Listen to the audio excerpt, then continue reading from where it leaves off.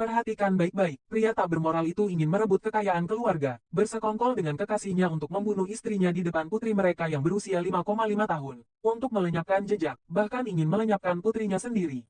Pria itu meminta dokter untuk menggunakan obat-obatan guna menghapus semua ingatan di kepala gadis itu, lalu dia meninggalkan gadis kecil itu di alam liar, berharap dia akan mati sendiri. Untungnya, pada saat kritis, seorang wanita tua yang baik hati dan kaya menyelamatkan gadis itu. Setelah mengetahui identitas dan pengalaman gadis itu, wanita tua yang berbelas kasih, memutuskan untuk membawa gadis kecil itu pulang dan membesarkannya seperti cucunya sendiri. Dalam sekejap mata, 16 tahun telah berlalu, wanita tua itu meninggal karena sakit. Sebelum meninggal, satu-satunya keinginan wanita tua itu adalah agar gadis itu menikah dengan CEO. Namun, detik berikutnya, CEO itu menemukan gadis itu dengan amarah yang meluap-luap. Meskipun gadis itu tahu bahwa CEO itu tidak menyukainya, tetapi dia memilih untuk menikah dengannya untuk membalas budi neneknya yang telah menyelamatkan hidupnya di masa lalu. Masih rela menikah dengan CEO.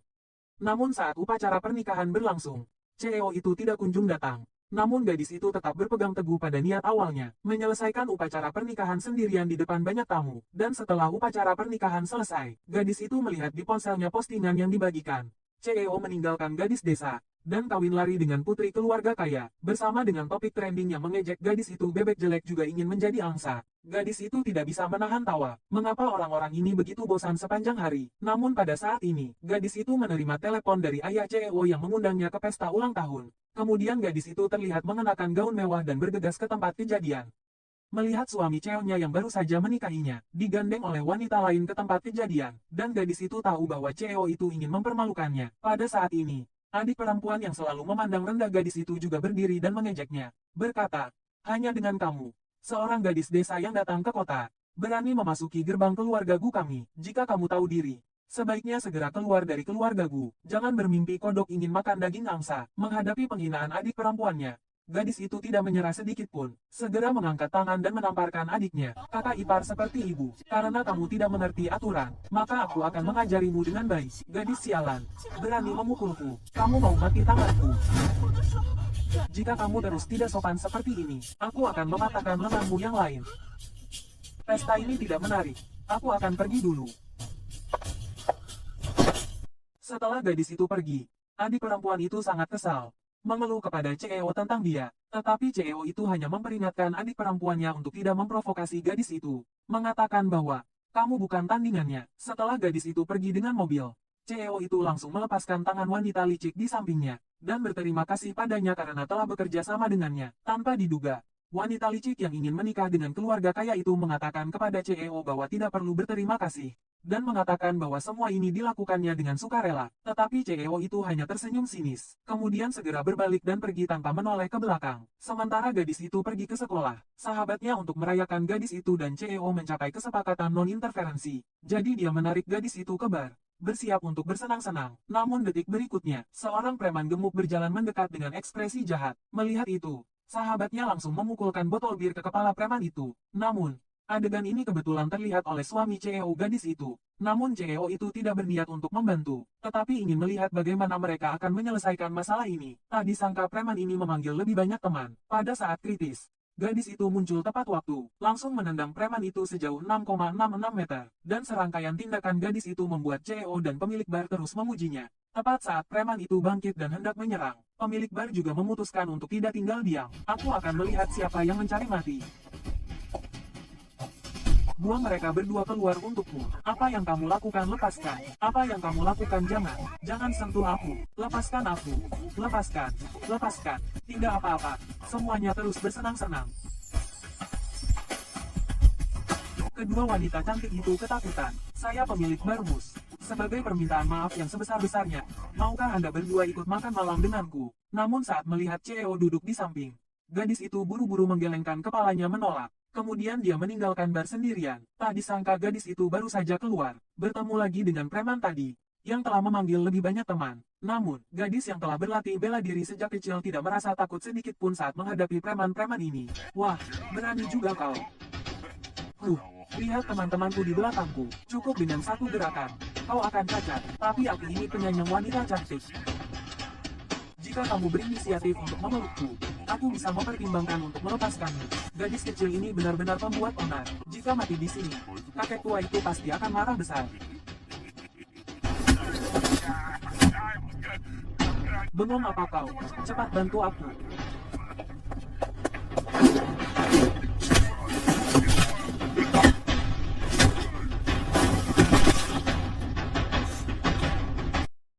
Tapi tepat saat berandalan itu berpura-pura memohon belas kasihan kepada gadis itu, dan ketika perhatian gadis itu teralihkan, berandalan yang licik itu langsung mengambil tongkat dan menyerang gadis itu secara diam-diam. Saat ini, karena terlalu terburu-buru, gadis itu secara tidak sengaja terkilir kakinya saat mengejar berandalan itu. Pada saat yang genting, CEO langsung menangkap gadis itu, dan memeluk gadis itu, membawanya pulang. Sesampainya di rumah, CEO secara tak terduga dengan inisiatifnya sendiri membantu gadis itu mengobati lukanya. Tanpa disadari, CEO saat ini, diam-diam jatuh cinta pada gadis yang sangat unik ini.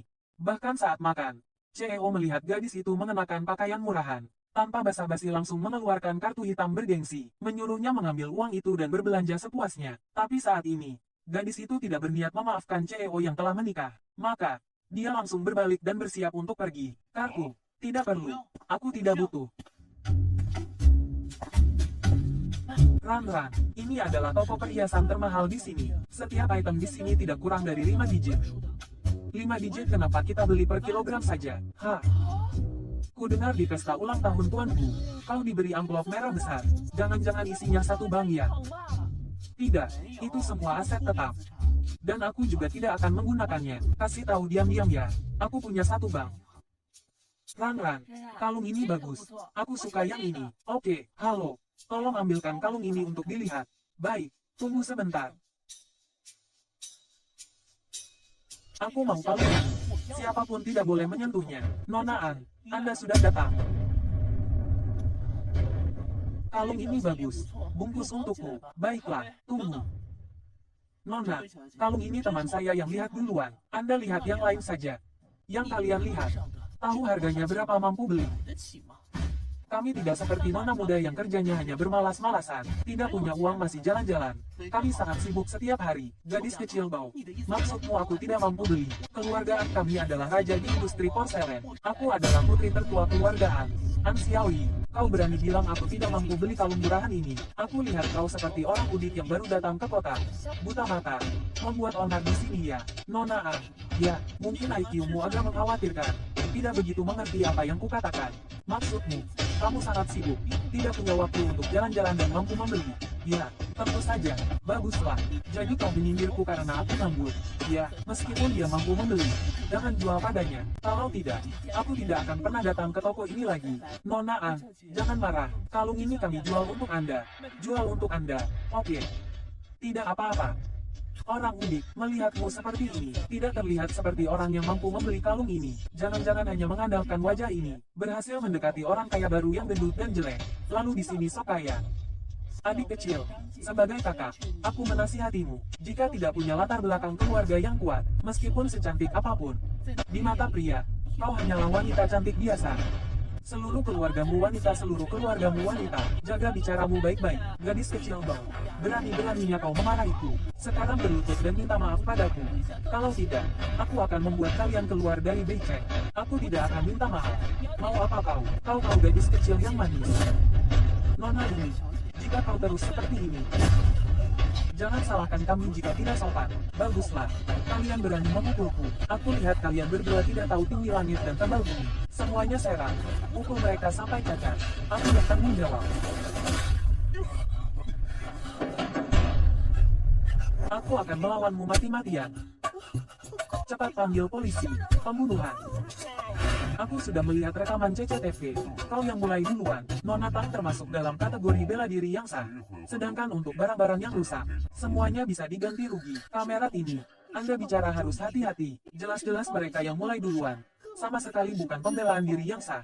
Aku ini putri tertua keluargaan. Melukai aku, dia tidak akan mampu membayar ganti rugi. Aku mau dia di penjara. Meskipun kau putri kaisar, kau tidak bisa seenaknya memenjarakan orang. Dengarkan baik-baik, kau yang memukul duluan, bahkan mencoba membunuh, itu bisa dihukum penjara. Kamera polisi, Anda jangan bicara sembarangan. Bagaimana mungkin aku membunuh orang? Apa kalian menyuapnya? Nona An, jangan gila. Kamera polisi itu bekerja sesuai dengan hukum. Lalu bagaimana? Kalung-kalung yang kau rusak, setidaknya bernilai puluhan juta. Orang miskin, kau mampu membayarnya. Ganti rugi kenapa harus ganti rugi? Ini toko milikku sendiri. Dalam 10 menit, aku akan membeli toko dari ini. Sekarang orang membual tanpa naskah ya. Kau tahu membeli der setidaknya butuh puluhan juta. Kau punya uang. Atau sugar daddy-mu yang bersedia memberimu uang sebanyak itu. Pak Bos, Anda datang tepat waktu. Lihat gadis kecil kurang ajar ini. Dia merusak toko Anda. Kamera polisi hanya menyuruhnya membayar ganti rugi kalung saja. Kurasa Anda harus berusaha lebih keras. Anda adalah Nona Tang. Hari ini Anda sudah dirugikan. Mulai sekarang toko saya menjadi milik Anda. Prosedur pengalihan kepemilikan sudah diajukan. Semoga bisnis Anda sukses. Terima kasih, Pak Bos. Apa maksud perkataan Anda, Nona An? Terima kasih atas dukungan Anda selama ini untuk bisnis saya. Tapi toko kecil ini sudah dialihkan ke Nona Tang. Dia merusak barang-barang di tokonya sendiri. Tentu saja tidak perlu membayar ganti rugi. Dan juga, semua pramuniaga di toko akan dipecat dengan gaji 3 kali lipat. Besok akan ada pramuniaga baru yang mengambil alih. Gadis miskin ini bisa membeli toko perhiasan merek internasional. Bagaimana mungkin? Kalian luangkan waktu untuk ikut aku keluar membuat pernyataan. Kalau begitu aku pergi. Ayo pergi. Aku tidak menyangka meremehkanmu.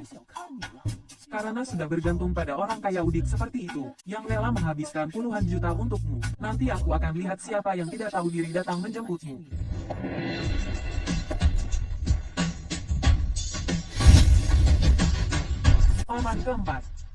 Paman keempat, Gu Jinyu, keponakan Guyan, punya pacar. Hari ini Gu Jinyu kembali dari luar negeri. Sudah janjian malam ini untuk memperkenalkan pacarnya secara resmi kepada keluarga Gu. Jangan-jangan itu An Xiaoyi. Kau benar-benar memberiku kejutan. Aset atas namanya ternyata lebih dari 1.000 miliar. Tang Weiran, sebenarnya siapa kau? Kenapa kau mau menikah denganku? Aku sudah bilang. Pertama karena wasiat nenek. Kedua karena kau masih bisa dibilang pria yang hebat. Paman keempat, aku dipukuli gadis ini makanya muncul di sini. Anda datang kemari ada urusan apa? Kau belum menikah dengan Jinyu. Sekarang memanggil paman keempat apa tidak terlalu cepat? Aku belum masuk pintu sudah main tangan sama orang tua dan merampas barang milik orang tua. Begitu ya aturan di keluargaan kalian. Paman keempat, Anda pasti salah paham. Aku tidak pernah merampas barang milik orang tua, apalagi memukul mereka. Dia istriku.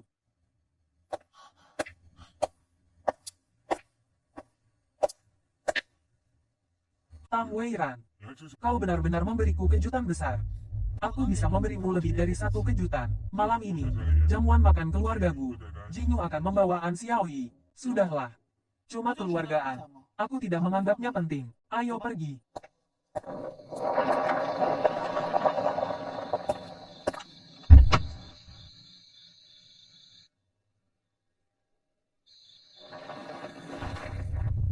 Lepaskan.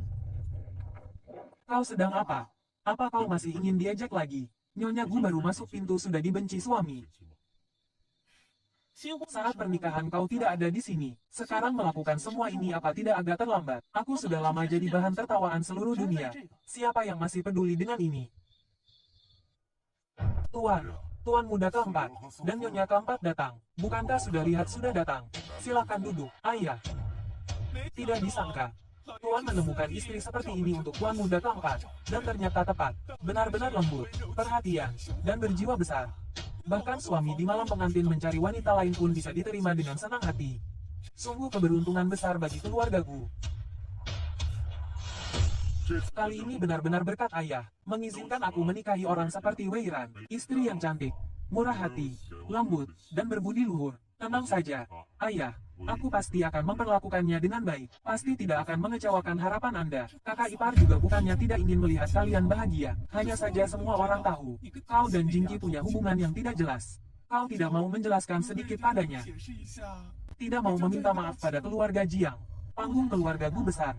Pelan-pelan nonton saja. Kakak ipar, tenang saja. Cuma keluarga Jiang saja. Aku suruh mereka bangkrut besok. Mereka pasti tidak akan bertahan sampai lusa. Memang begitu sih. Tapi bagaimanapun kau sudah mengecewakan mereka. Ini tidak baik untuk reputasi kalian berdua. Jadi kakak ipar merasa reputasi yang kutanggung, dan reputasi Jingki yang menyandang predikat perusak rumah tangga orang lain itu hal yang baik. Suami, kau salah paham. Maksudnya dia ingin kau menceraikanku. Lalu terbang bersama Nona Jiang.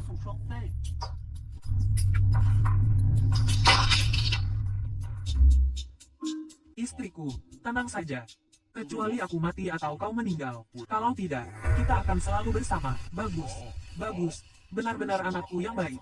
Guyan, ingat kata-katamu hari ini. Tuan dan Nyonya, Tuan Muda Jinyu dan Nona An datang. Kakek. Halo, kakek. Mata anak kita memang bagus. Beginilah seharusnya penampilan menantu keluargaku. Tentu saja, Bu.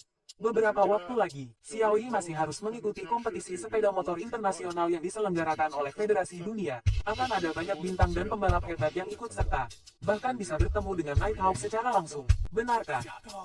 Nighthawk, aku tahu. Kudengar dia sudah 3 tahun berturut-turut memenangkan kejuaraan dunia balap motor. Xiaoyi, nanti tolong minta tanda tangan untuk ini. Boleh, tentu saja tidak masalah. Aku sangat akrab dengan Nighthawk. Hanya tanda tangan saja. Dia pasti akan menuliskannya. Oh, aku tidak tahu kalau aku sangat akrab denganmu.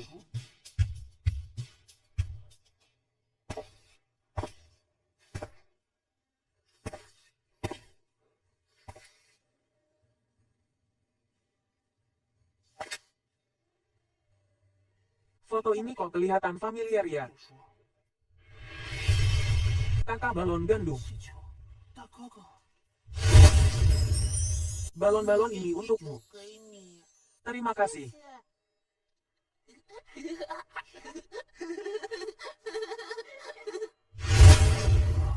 Kenapa aku tidak ingat apapun yang terjadi sebelum usia 6 tahun?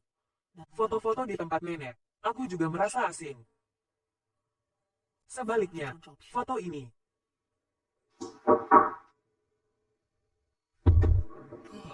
Kau masuk ke sini untuk apa? Bibi keempat. Kenapa begitu heboh? Aku hanya takut kau bosan sendirian. Jadi aku datang untuk mengobrol denganmu. Tidak perlu. Keluar sana. Kau jangan keterlaluan. Aku memanggilmu bibi keempat itu karena memberimu muka. Kau hanyalah wanita yang tidak diinginkan paman keempat. Apa yang bisa kau sombongkan? Aku tidak butuh muka darimu. Siang hari aku bisa memukul pacarmu. Malam hari aku tetap bisa memukulmu. Tang Weiran, melihat kau punya sedikit kecantikan. Sekarang kalau kau memohon padaku, mungkin aku bisa menerimamu. Secara keseluruhan, akan jauh lebih baik daripada kau bersama paman keempat. Kulihat kau sedang cari mati. Tang Weiran, gadis kecil yang manis. Kau berani memukulku. Aku akan membunuhmu. Aku akan mengajarimu apa itu mulut kotor. Ada apa ini? Apa yang terjadi? Tidak apa-apa. Aku hanya memberimu pelajaran pada anakmu. Apa? Yue, anakku. Kamu baik-baik saja kan? Bu, Sisu yang memukulku seperti ini. Kulihat kau berani sekali. Berani memukul anakku. Berhenti. Xiaoran, cucu durhaka ini tidak melakukan apapun padamu kan? Dia belum punya kemampuan untuk melakukan apapun padaku. Hanya saja, aku sedikit berlebihan. Ayah tidak akan menyalahkanku kan? Anakku sebenarnya punya dendam apa denganmu? Kau memukulnya sampai seperti ini. Masalahnya belum jelas. Jangan buru-buru menuduh Xiaoran. Bawa Jinyu. Semuanya ikut aku ke bawah untuk menjelaskan. Oh iya, panggil dokter kemari.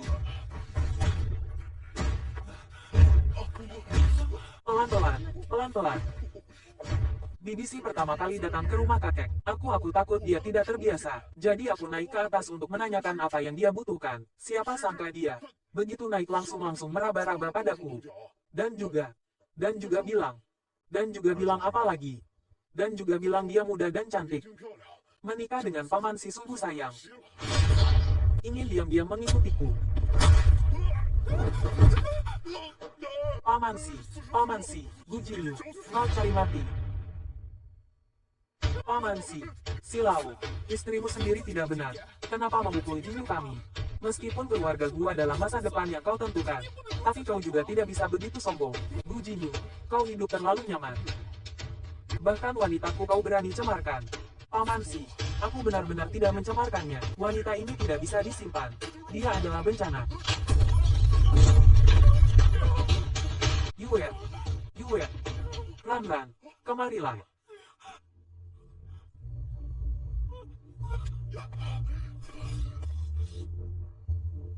Terlepas dari apakah aku suka atau tidak, cinta atau tidak, dia, Tang Weiran, adalah istriku. Hanya aku yang bisa melakukan apapun padanya. Orang lain tidak boleh membuatnya mengerutkan kening sedikit pun. Gu Jinyu, jangan kira kau tidak jujur, aku tidak tahu. Kali ini hanya patah tangan. Lain kali tidak akan sesederhana ini. Takut kan? Ayo kita pergi. Baiklah.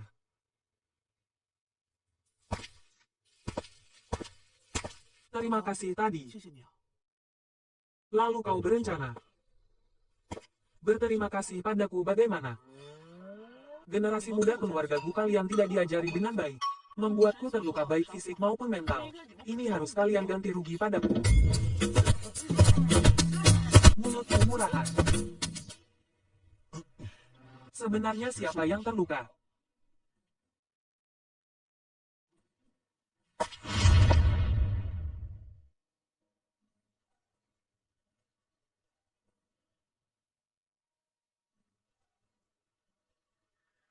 Halo. Ran, hari ini ulang tahunmu Liu Bai. Dia mengirim undangan padaku. Kamu cepat bangun dan bersiap-siap. Ikut aku pergi. Aku tidak akrab dengannya. Kau pergi sendiri saja. Anggap saja kau menemani aku. Ulang tahunnya pasti akan ada banyak bangsawan muda dan nona muda. Aku malu. Kamu cepat bersiap. Aku akan menjemputmu sekarang. Kedua wanita cantik ini dapat hadir. Sungguh merupakan kehormatan bagi saya. Selamat ulang tahun. Terimalah. Terima kasih. Selamat ulang tahun. Terima kasih, Nona cantik Ye. Bros ini memang unik. Tapi merek murahan seperti ini sepertinya agak tidak cocok dengan tuan mudamu kita.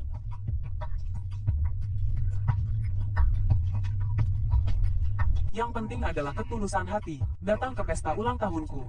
Tidak perlu membawa hadiah apapun. Semua orang bersenang-senang saja. Kompetisi memanah akan segera dimulai. Aku akan mengajak kalian semua pergi. Ayo pergi. Sini.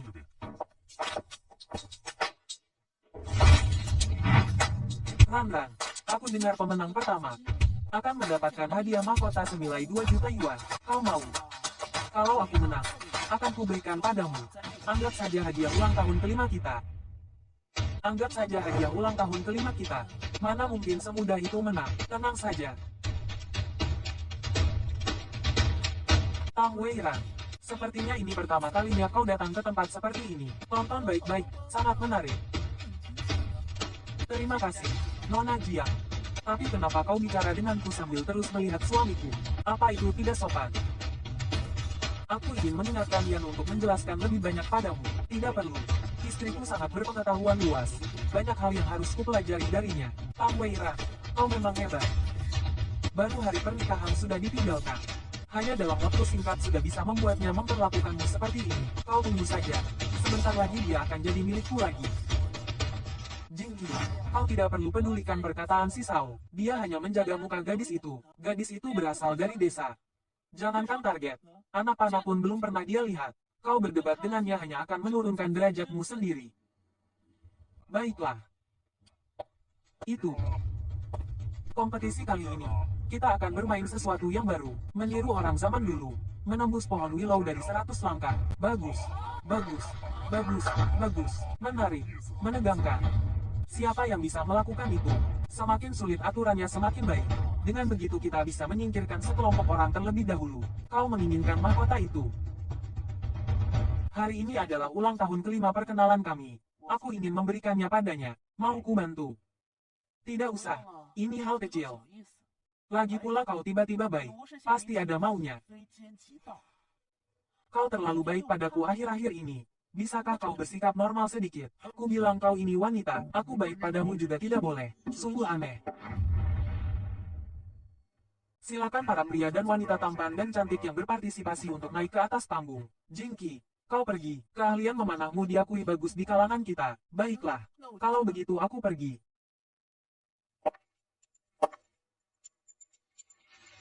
Weiran, kau bisa memanah. Ini bukan main-main. Kalau kau menembak meleset dan mengenai orang lain bagaimana? Ya, Nyonya Siku berharga. Lebih baik duduk diam di tribun penonton dan menonton saja. Ini bukan desa. Tidak semua orang bisa datang dan pamer. Jangan bicara terlalu cepat. Dan jangan meremehkan orang lain. Gadis desa itu. Siapa tahu kemampuan memanahnya lebih baik. Menurutku Nyonya Sigu bisa. Belum tentu bisa memenangkan kejuaraan. Seorang gadis desa liar. Bagaimana mungkin dia bisa mengerti memanah? Bersaing dengan orang seperti ini saja aku sudah merasa malu. Jangan sampai nanti busurnya saja tidak bisa ditarik. Wanita desa seperti ini saja bisa ikut kompetisi. Menurutku, kompetisi ini lebih baik dibatalkan saja. Karena kalian berdua begitu percaya diri. Bagaimana kalau kita bertaruh? Bertaruh denganku. Oke, aku bertaruh denganmu. Jika kau menang dalam pertandingan ini, aku akan berlutut di tanah dan belajar menggonggong seperti anjing. Oke, jika aku kalah, aku juga akan belajar menggonggong seperti anjing. Lalu semuanya beres. Nona Tang, saya optimis terhadap Anda. Terima kasih. Nona Cek, nanti jangan biarkan aku. Sama-sama.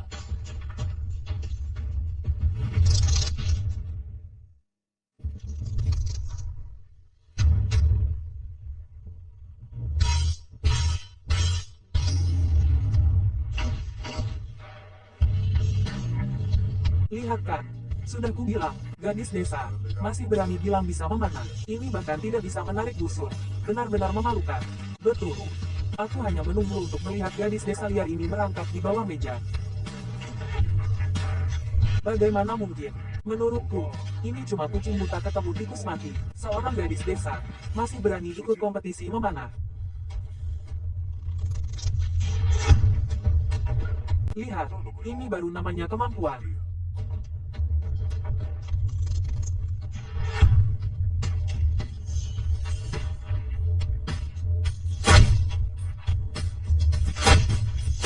Nona Jiang memang hebat. Menurutku, posisi pertama pasti miliknya. Gadis desa liar itu apaan sih? Aku tidak percaya dia masih bisa mengenai target. Beberapa orang tidak tahu siapa lawan mereka. Menurutku dia cuma sok. Lihat dia seperti itu. Bagaimana mungkin bisa mengenai target? Hanya ingin mencari alasan saja.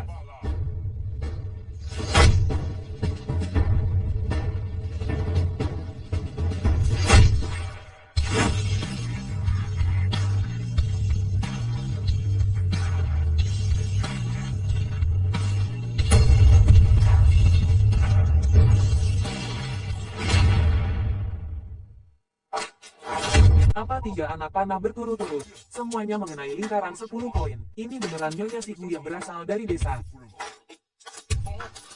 Hebat, hebat, hebat. Sayang, kau yang terbaik. Kau yang terbaik, tentu saja. Aku tahu, kau bukan wanita biasa. Selamat. Terima kasih. Selamat untukmu. Benarkah, ini adalah hadiah untuk ulang tahun kelima perkenalan kita. Kalau kau tidak menerimanya, aku akan marah. Terima kasih, sayang. Tapi beberapa orang harus menepati janji mereka, kan? Kau cuma beruntung saja. Kompetisi memanah kecil saja. Lihat betapa hebatnya kau. Kubilang padamu, Nona Jiang sudah mendapatkan tiket masuk untuk kompetisi balap motor internasional. Itu adalah kompetisi yang bahkan Ye Ying akan ikut serta. Itu baru namanya kemampuan sejati. Benar. Kalau berani kau juga daftar dan ikut serta kompetisi balap motor internasional. Jiang Jingqi juga akan ikut. Oke, tidak masalah. Aku pasti akan berpartisipasi. Biar kalian lihat apa yang disebut kemampuan sejati. Tapi sebelum itu, kalian berdua harus menepati janji kalian dulu. Kau tahan dulu. Kalau sampai menyinggung Buyan, kita semua tamat.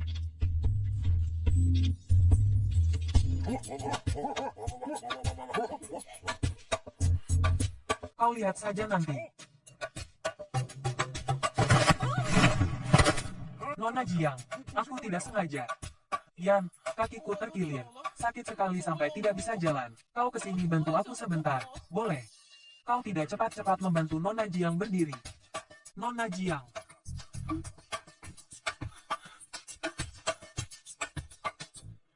Lihat saja nanti.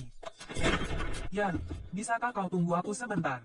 Aku ada beberapa hal yang ingin kukatakan padamu. Kurasa Nona Tang tidak keberatan, kan? Tentu saja. Wanita ini benar-benar tidak peduli. Baik. Nona Jiang, kalau ada yang ingin dibicarakan, kita bicarakan saja di sini. Aku sudah menikah. Itu akan mempengaruhi reputasimu, Yan. Aku mohon jangan pergi, Yan. Aku mohon jangan pergi. Yan, kau tahu, selama bertahun-tahun ini aku selalu menyukaimu. Jiang Jingqi, aku punya sedikit perasaan khusus padamu. Hanya karena kau adik perempuan Ranran, tapi dia sudah meninggal dalam lautan api 16 tahun yang lalu. Kenapa kau tidak bisa menyimpan sedikit perasaan untukku? Tidak peduli dia masih hidup atau tidak, di hatiku, dia akan selalu menjadi adik perempuan yang polos dan lugu. Sedangkan kau, jangan punya pikiran yang seharusnya tidak kau miliki. Kalau tidak, kau hanya akan merugikan dirimu sendiri. Yan.